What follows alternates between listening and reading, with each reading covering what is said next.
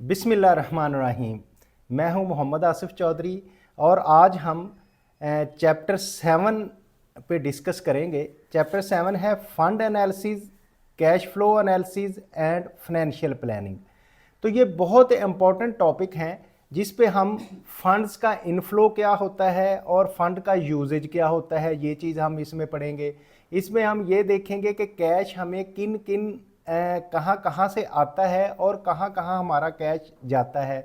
जैसे कि cash flow statement है, कैश फ्लो स्टेटमेंट्स में जैसे कि ऑपरेटिंग एक्टिविटीज़ में कहाँ कहाँ कैश लग रहा है या कहाँ से आ रहा है, इन्वेस्टिंग एक्टिविटीज़ में किस जगह पे कैश इन्वेस्ट हो रहा है, और फाइनेंसिंग एक्टिविटीज़ में कहाँ से कैश फाइनेंस हो रहा है या कहीं हम फाइनेंसिंग कर रहे हैं। तो ये 3 एक्टिविटीज़ में हम कैश फ्लो के बारे में जानेंगे और इसी तरह हम फाइनेंशियल प्लानिंग करेंगे। फाइनेंशियल प्लानिंग किस तरह से करेंगे कि हमारे पास जो कैश फ्लो की फोरकास्टिंग करेंगे, फोरकास्टिंग कैश फ्लो स्टेटमेंट बनाएंगे जिससे हमें पता चलेगा कि हमारा कहाँ से कैश फ्लो आना है और किस जगह से कैश जाना है किस जगह। तो इस तरह से टोटल हम अपने जो प्लानिंग, फोरकास्टिंग और फंड्स के एनालिसिस कर सकेंगे इस टॉपिक को पढ़ने के बाद। तो ये बहुत इंपॉर्टेंट टॉपिक है, इसको बहुत तवज्जो से सुनिएगा तो इंशाल्लाह आपको बड़ा फ़ायदा होगा फंड एनालिसिस के, कैश फ्लो एनालिसिस के और फाइनेंशियल प्लानिंग के रिलेटेड। तो इस चैप्टर को जब हम स्टडी करेंगे तो हम किस काबिल हो जाएंगे, हम समझ सकेंगे। Explain the difference between the flow of funds, कि फंड्स का फ्लो किस तरह से होता है, source and use of fund, कि फ़ंड का सोर्स कौन सा है, हमारे पास फ़ंड आ कहाँ से रहा है और हम यूज़ कहाँ कर रहे हैं, ये चीज़ हमें समझ आएगी। और इसकी फ्लो ऑफ फंड्स स्टेटमेंट बनेगी and the statement of cash flow, और कैश फ्लो की स्टेटमेंट हम बनाएंगे। And understanding the benefits of using each, और इनको यूज़ करने का हम तरीका देखेंगे कि किस तरह से यूज़ होते हैं। पहले तो फंड्स फ्लो स्टेटमेंट ही बनती थी, कैश फ्लो का इतना कंसेप्ट नहीं था, लेकिन 1989 के बाद कैश फ्लो का कंसेप्ट शुरू हो गया। तो इसमें cash flow, specific cash flow पे बात होती थी कि जो भी इन 3 इसकी एक्टिविटीज़ हैं, फाइनेंसिंग, ऑपरेटिंग और इन्वेस्टिंग एक्टिविटीज़, उनमें से जो आता है और जो उनमें जाता है वो कैश की वैल्यू हम निकालते हैं। लेकिन फंड्स फ्लो में ये होता है कि कुछ नॉन कैश आइटम्स होती हैं, तो नॉन कैश आइटम्स को ज़रा इजी है बनाना, तो इसलिए मोस्टली जो मैनेजर हैं, फाइनेंस मैनेजर हैं, वो कैश फ्लो की निस्बत फंड्स फ्लो बनाने को इजी फील करते हैं।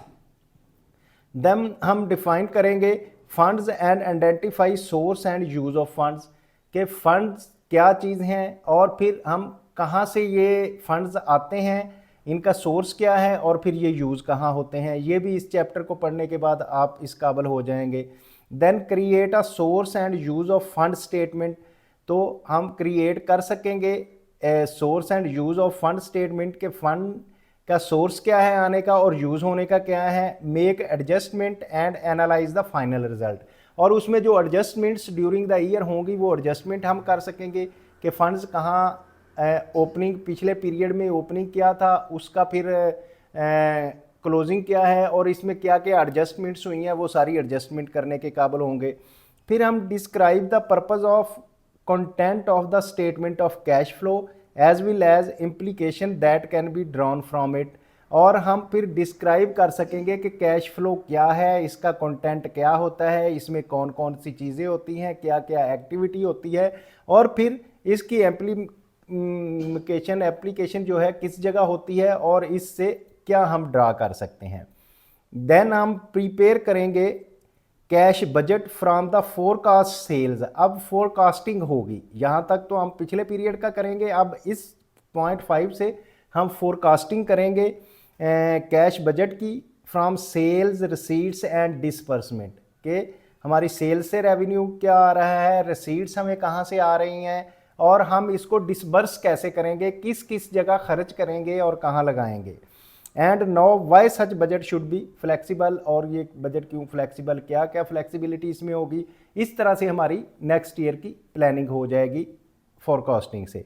देन डेवलप करेंगे forecast balance sheet and income statement, तो फिर इसी तरह से जैसे कैश फ्लो होगा, कैश फ्लो से हम फोरकास्टिंग कर लेंगे बैलेंस शीट की और इनकम स्टेटमेंट की, ताकि हमें ये पता चले कि हमारे एसेट्स कहाँ होंगे और हमें क्या आ रहा है। Understand the importance of using probability क्या होगी इसकी इंफॉर्मेशन की in forecasting financial statement and evaluating the firm's condition, कि जिससे हम फोरकास्ट कर सकेंगे फाइनेंशियल स्टेटमेंट और एवेल्युएट कर सकेंगे फर्म की कंडीशन क्या है। तो उम्मीद है कि आप ये सारी चीज़ें समझ सकेंगे। जब ये सब समझ गए तो आप इंशाल्लाह कैश फ्लो, फंड्स फ्लो और फोरकास्टिंग के एक्सपर्ट हो जाएंगे। अब हम fund analysis, cash flow analysis and financial planning की बात करेंगे। तो इसमें हमें फ्लो ऑफ फंड्स कि पहली तो बात है हमें पता चलेगा फ्लो ऑफ फंड्स क्या है, सोर्सेज एंड यूज़ के इसके सोर्सेज क्या हैं जहां से फंड आते हैं और यूजेस क्या हैं जहां फंड जाते हैं, स्टेटमेंट बनाएंगे। Then accounting statement of cash flow, फिर कैश फ्लो की अकाउंटिंग स्टेटमेंट किस तरह से बनती है वो बनाएंगे। देन कैश फ्लो फॉरकास्टिंग है वो करेंगे, cash flow forecasting. Then range of cash flow estimates, तो कैश फ्लो के एस्टीमेट्स की रेंज निकालेंगे कहाँ से कहाँ तक आ सकता है। और फोरकास्टिंग द फाइनेंशियल स्टेटमेंट, जैसे कि मैंने पहले बताया है, ये हम करेंगे। अब अगर हम करें बात फ्लो ऑफ फंड स्टेटमेंट की, a summary of the firms changes in the financial position, कि जो उसकी फाइनेंशियल पोजीशन में चेंज आ रही है, कि पहले फाइनेंशियल पोजीशन क्या थी, एसेट्स कितने थे अब कितने हो गए, पहले कैश क्या था अब कैश कितना हो गया, इन्वेंट्रीज क्या थी अब इन्वेंट्रीज कितनी हो गई। तो इसमें जो चेंजेस आ रही हैं from one period to another period, एक पीरियड से दूसरे पीरियड तक जो चेंजेस आ रही हैं, it is also called as source, कि उसमें सोर्स बताए जाते हैं कहाँ से आ रही हैं। एंड यूजेज ऑफ फंड्स, और फंड्स की यूज़ किया जाता है और यूजेज ऑफ फंड की स्टेटमेंट बनाई जाती है। Are the statement of changes in financial position, या इसको statement of changes position, changes in financial position की चेंजेस कह सकते हैं। हम सोर्स और यूज ऑफ फंड स्टेटमेंट भी कह सकते हैं और फाइनेंशियल फाइनेंशियल पोजीशन की चेंजेस भी कह सकते हैं। Has been replaced by cash flow statement 1989 in US audited annual report. तो पहले जो फंड्स फ्लो स्टेटमेंट होती थी या चेंजेस इन फाइनेंशियल पोजीशन होती थी, उसको 89 से यूएस में रिप्लेस कर दिया है कैश फ्लो स्टेटमेंट में। अब आप अगर देखते हैं मोस्टली कंपनीज की जो ऑडिटेड रिपोर्ट देखते हैं तो उसमें कैश फ्लो स्टेटमेंट आती है इसकी बजाय। Why examine the flow of fund statement, हम क्यों करेंगे, ये क्वेश्चन है कि क्यों भाई हम क्यों करेंगे flow of statement. Why should we bother to understand the flow of fund statement that is no longer required to appear, कि जो अब अपीयर के लिए no longer required to appear in US audited annual report, के अगर नई report में show हो रही तो फिर हम क्यों इसको करेंगे। तो इसके लिए इसका जवाब ये है, the flow of fund statement includes the important non cash transaction, कि इसमें बहुत इंपॉर्टेंट नॉन कैश ट्रांजैक्शंस भी होती हैं, while the cash flow statement does not, के क्योंकि अगर कैश फ्लो स्टेटमेंट ने इसको रिप्लेस किया है लेकिन बहुत सी नॉन कैश जो ट्रांजैक्शंस हैं वो कैश फ्लो में नहीं होती, इसमें होती हैं, इसलिए हम फंड फ्लो स्टेटमेंट बनाते हैं। Is easy to prepare and often prepared by the managers for analysis purpose over the more complex cash flow statement. तो इसको एनालाइज करना इजी होता है और मैनेजर इससे एनालिसिस करके रिजल्ट निकाल लेते हैं, रेदर दैन के वो कैश फ्लो स्टेटमेंट जो है वो थोड़ी कम्प्लेक्स होती है, उससे रिजल्ट निकालना जो मुश्किल होता है।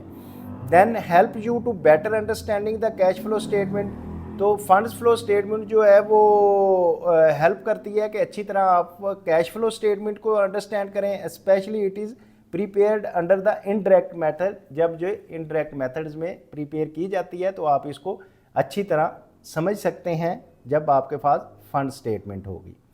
तो फ्लो ऑफ फंड स्टेटमेंट्स को किस तरह से हम बताएंगे कि व्हाट आर द फंड्स। पहली बात तो ये है कि फंड्स क्या हैं, तो all of the firms investment and claims against those investment. पहली बात फंड्स क्या हैं, all of the firms investment, firm में जितनी इन्वेस्टमेंट हो रही है या उसके अगेंस्ट जितने भी क्लेम हो रहे हैं इन्वेस्टमेंट के, extended beyond just transaction involve cash, को ट्रांजैक्शन के बियॉन्ड अगर जाएं तो इसमें कैश इन्वॉल्व होता है।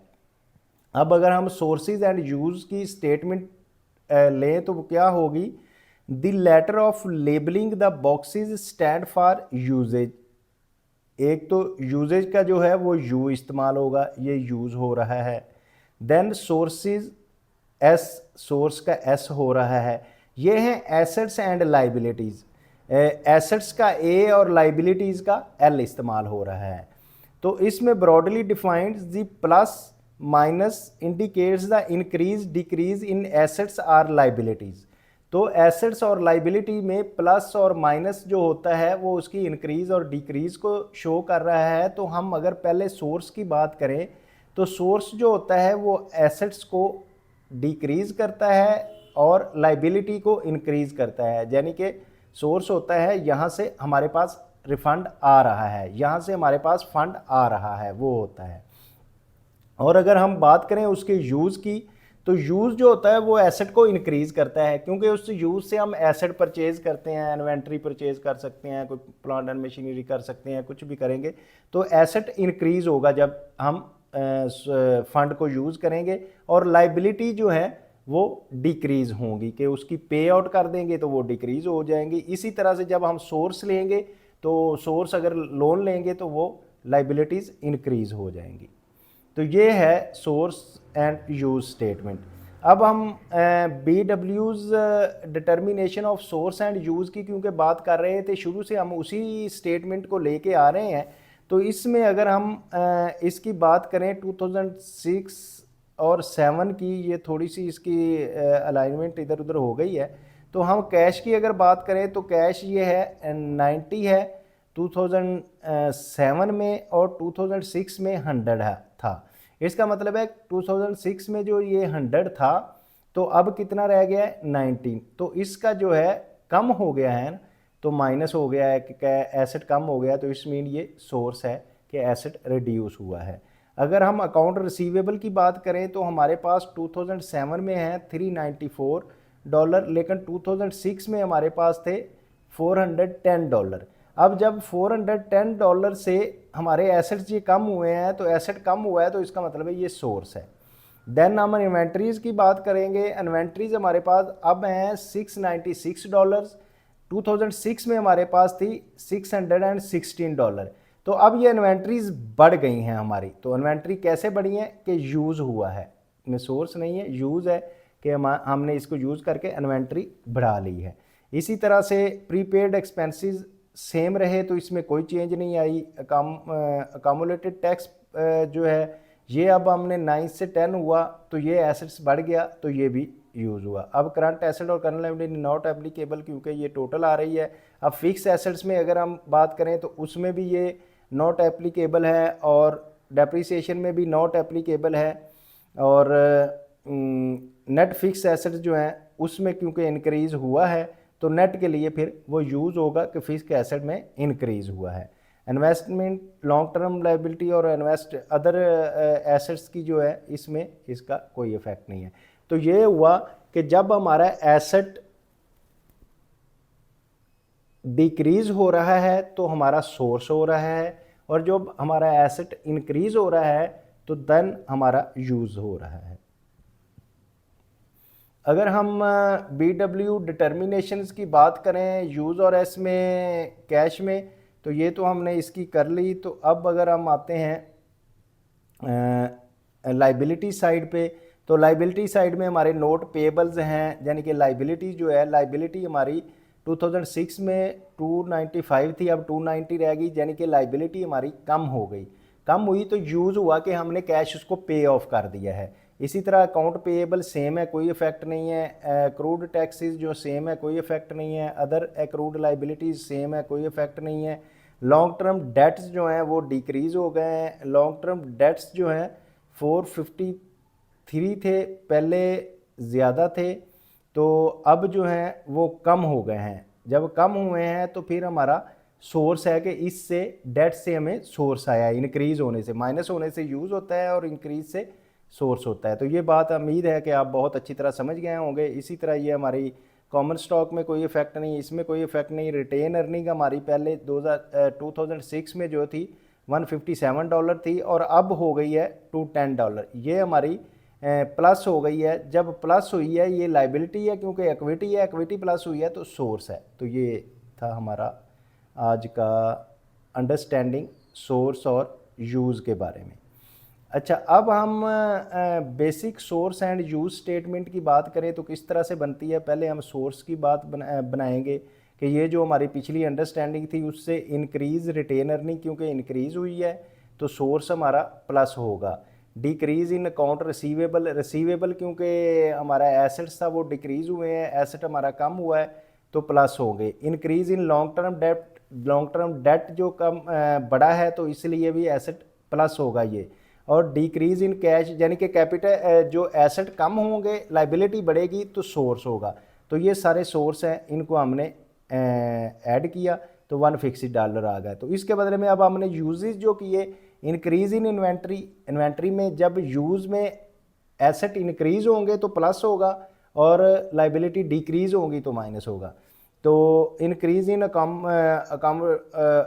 अकामुलेटेड टैक्स प्रीपेड 1 हो गया, डिक्रीज इन नॉट पेएबल। अब डिक्रीज हुई है, इंक्रीज होती तो माइनस होने था, डिक्रीज हुई है तो प्लस होगा। Increase in net fix asset तो ये भी प्लस होगा। तो इस तरह $156 जो हमारे थे वो सोर्स पे लगे थे और $56 ही यूज़ पे लगे हैं। तो इसका मतलब है ये हमारा बैलेंस जो है वो टैली हो गया है और दोनों चीज़ें ठीक है, इसमें कोई एम्बिग्विटी नहीं रही। तो इस तरह से सोर्स और यूज़, उम्मीद है कि आप अच्छी तरह समझ गए होंगे कि ये स्टेटमेंट किस तरह से बनानी है। अब adjusting the basic source and use statement, अब एडजस्टमेंट हमने करनी है तो किस तरह से करनी है उसके लिए अगर मैं आपको बताऊं, the following 3 slides are basket wonders balance sheet and income statement that was discussed in chapter 6। क्योंकि हमने BW के ही ले रहे हैं बैलेंस शीट जो हमने चैप्टर 6 में डिस्कस की थी। This information will be needed to adjust the basic source and use of statement. तो इसको हमने क्या किया, अगर हम इसमें आए तो ये कैश जो था वो हमारा $90 था, अकाउंट रिसीवेबल जो थे वो 394 थे, इन्वेंट्रीज जो हैं हमारी वो 696 हैं।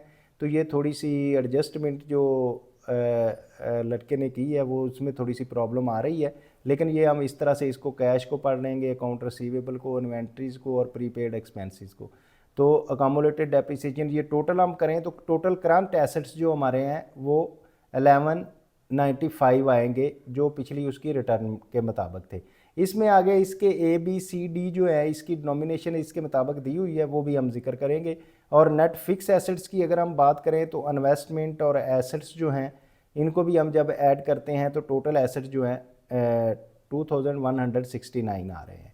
अब ये इसमें अगर हम करें तो क्या कहता है जी, how the firm stands on the specific date, के फर्म स्पेसिफिक डेट पे कहाँ खड़ी थी, ये हमें बताती है balance sheet. And BW owned, चूँकि BW ओन्ड करती है इसलिए इनका नाम दे दिया।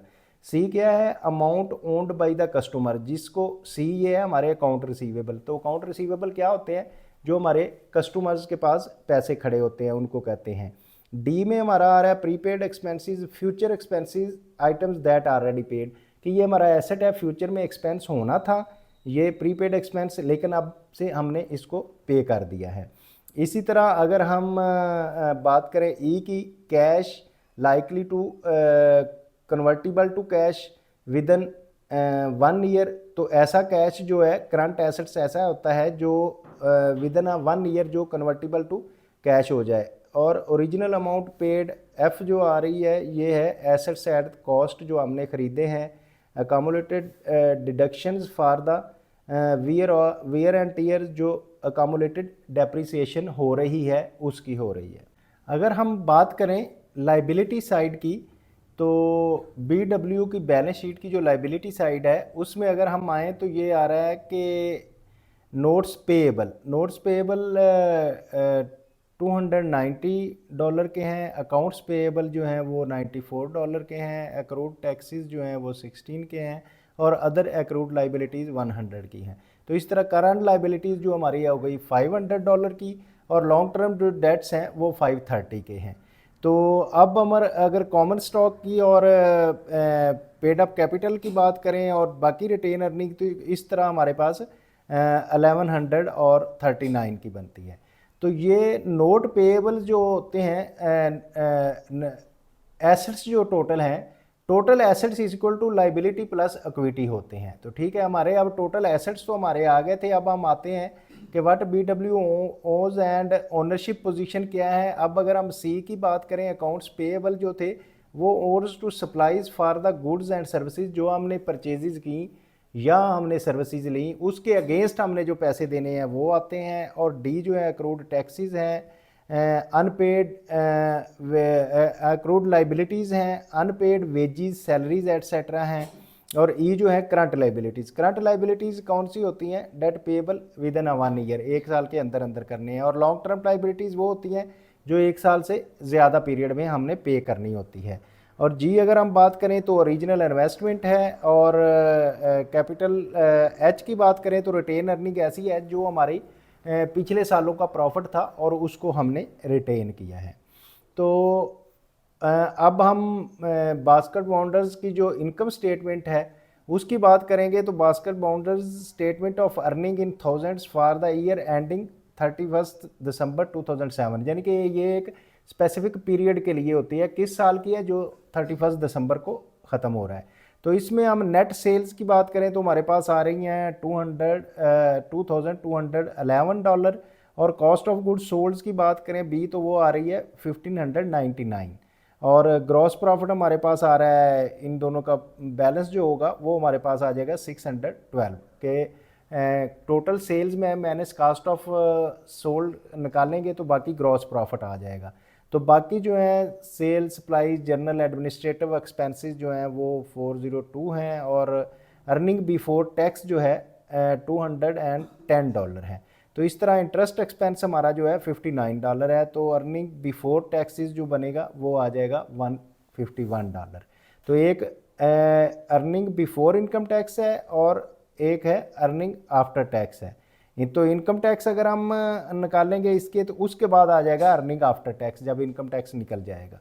तो अब कैश डिविडेंड की अगर हम बात करें तो वो हमने पे ऑफ किया है 38,000। तो बाकी इंक्रीज इन रिटेन अर्निंग जो है, रिटेन अर्निंग में इंक्रीज हो गई है वो $53 है। तो ये थी इनकम स्टेटमेंट। तो इनकम स्टेटमेंट का measures the profitability over the time period. आप लोगों को पता है कि जो इनकम स्टेटमेंट होती है उसका मकसद होता है कि प्रॉफिट इस पीरियड में कितना टोटल लिया है। और receiveds are receivable from the customers. तो कॉस्ट ऑफ गुड्स सोल्ड में रिसीव और रिसीवेबल फ्रॉम द कस्टमर्स आ गए कि हमने उस पे जो परचेजेज ली और फिर जो हमारा opening stock plus purchases minus closing stock करते हैं तो उससे ये आ जाती है।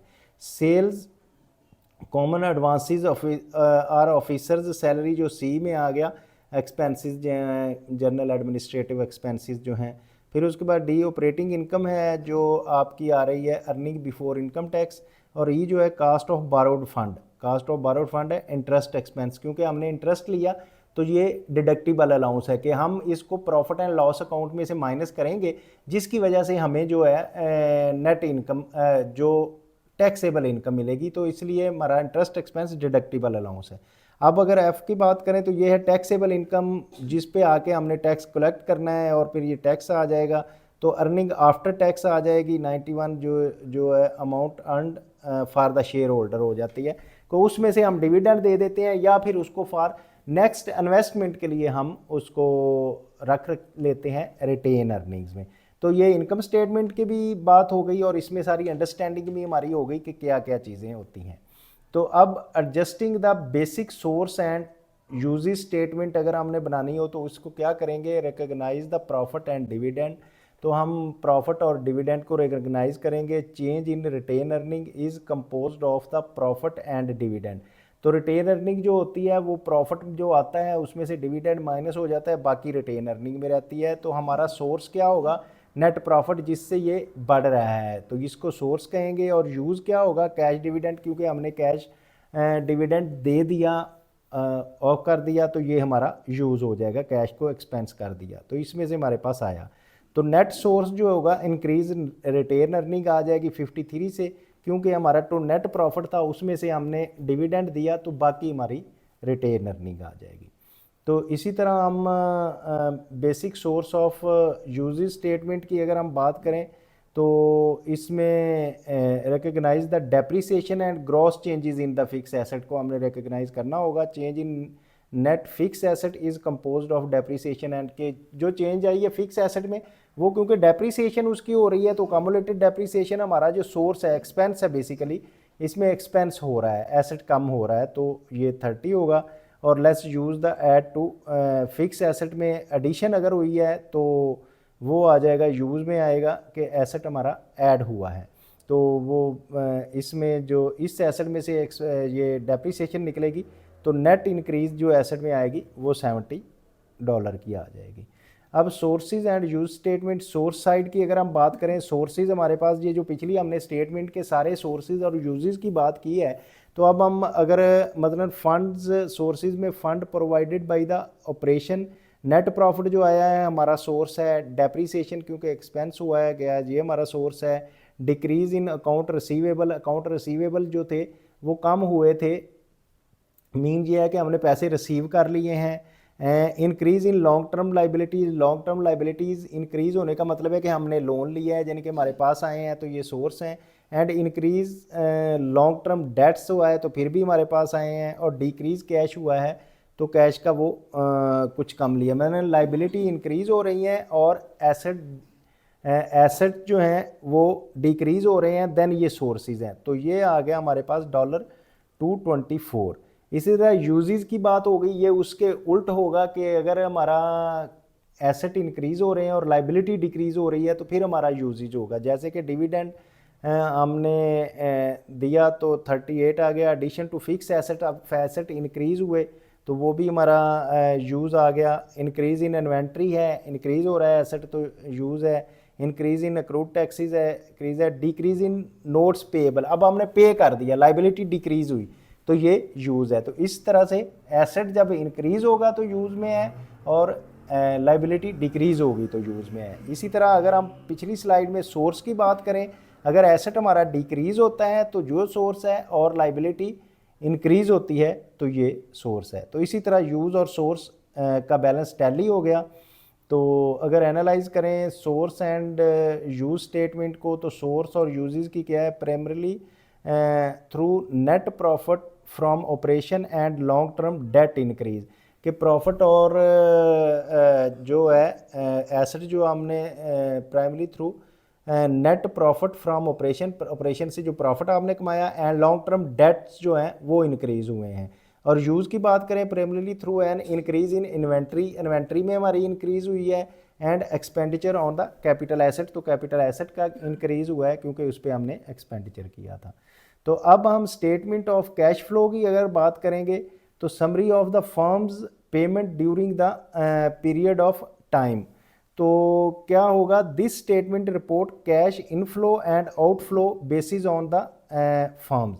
तो हम अब कैश की जो हमारी है कैश स्टेटमेंट क्योंकि ये एक नया टॉपिक आने वाला है और हमारी जो वीडियो ज़्यादा लंबी हो जाएगी तो मेरा ख्याल है पहली में हम इसको क्लोज़ करते हैं यहाँ तक फंड्स की फ़्लो से।